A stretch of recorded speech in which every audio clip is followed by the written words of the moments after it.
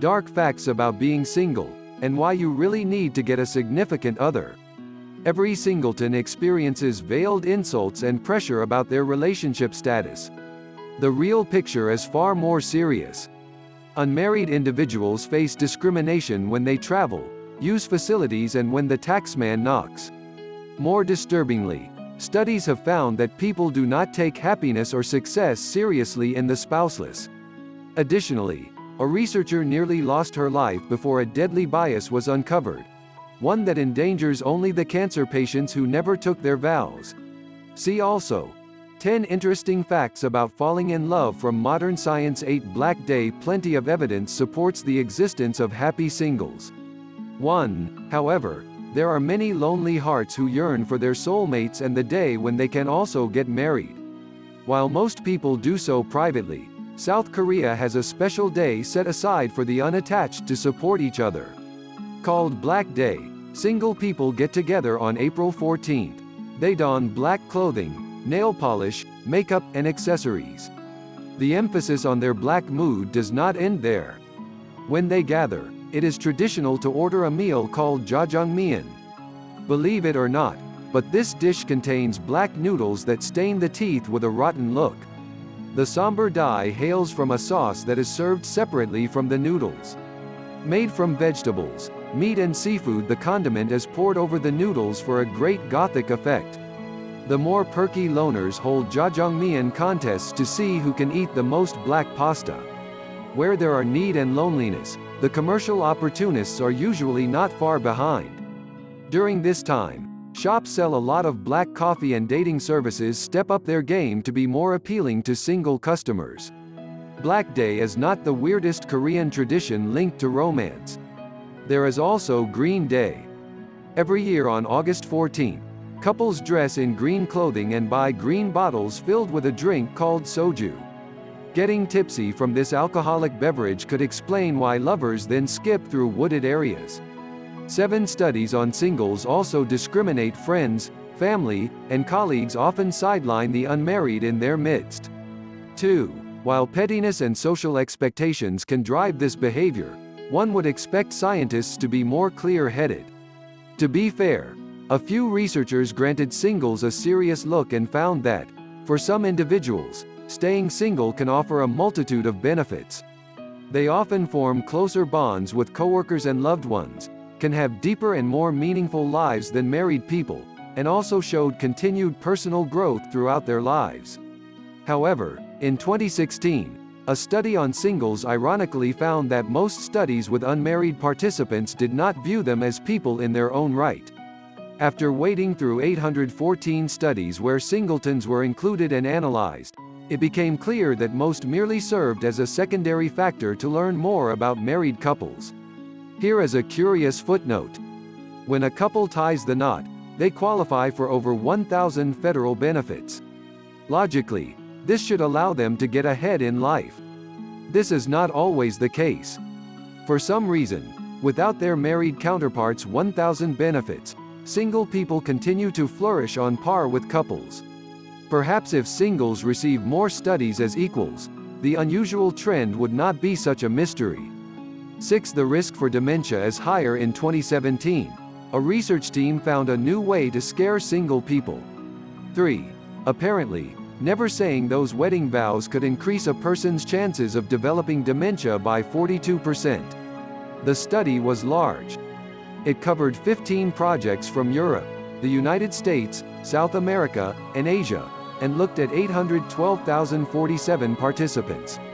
The results, while not concrete, suggested that lifelong loners had the biggest chance of being hit by the devastating condition.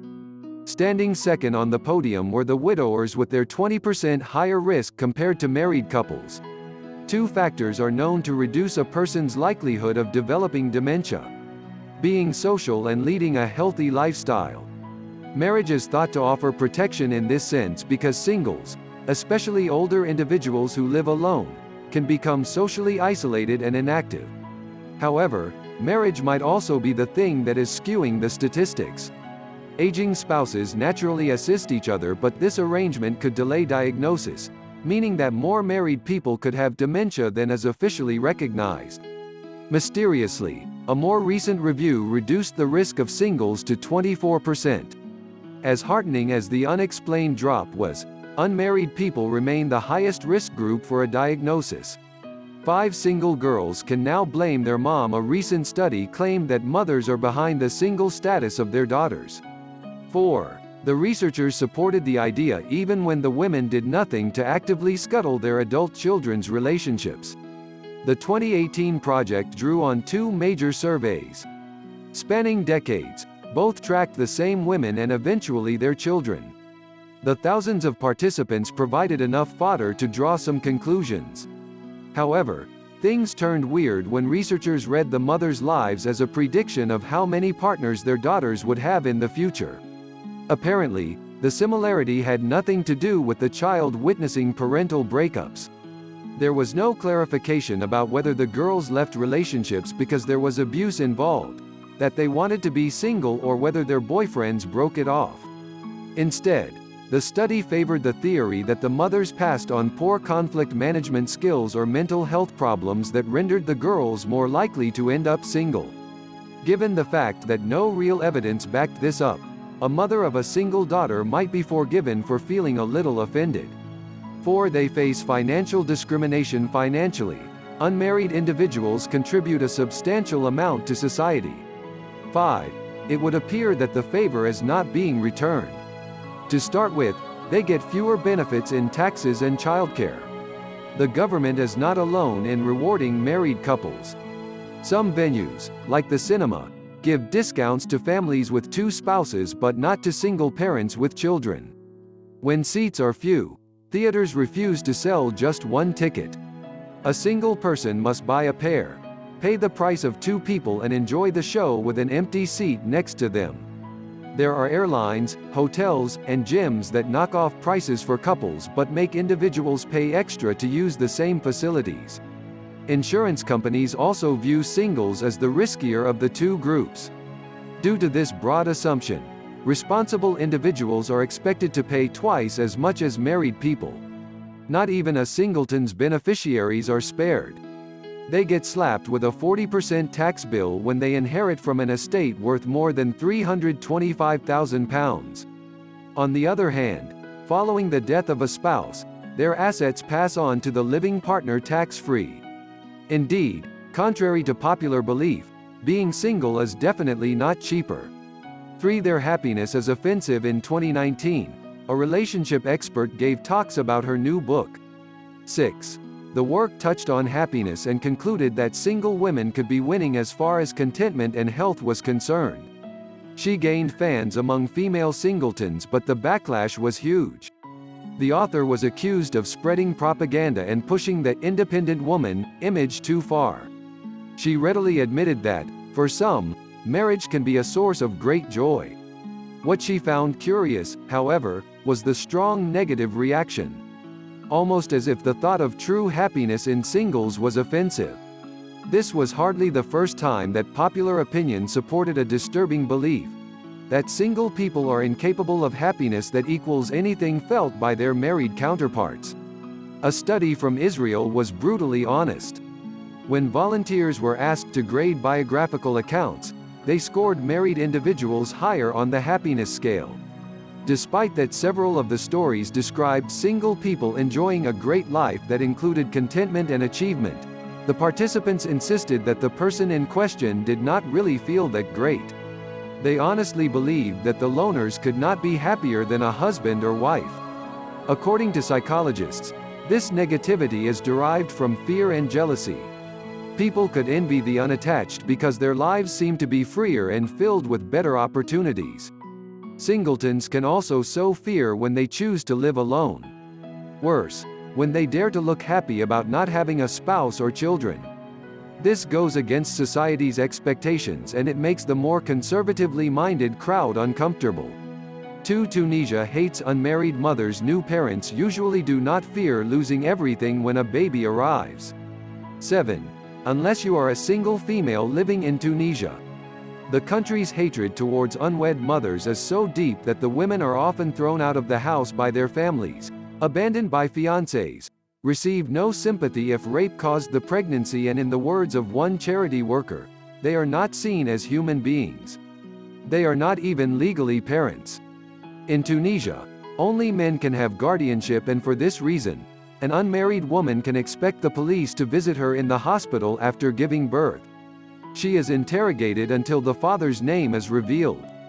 The main reason for this hostility against single mothers is the fact that Tunisia follows Sharia law and Islamic laws forbid premarital sex. However, the fathers are not ostracized nor harassed in what is a terrible example of gender inequality. Children born out of wedlock are also discriminated against. They are legally registered as illegitimate, a title that prevents them from claiming the same heritage rights as a child born inside of a marriage. The lifelong shame, pressure from family, and the fear of losing everything are so intense that half of the women abandon their babies.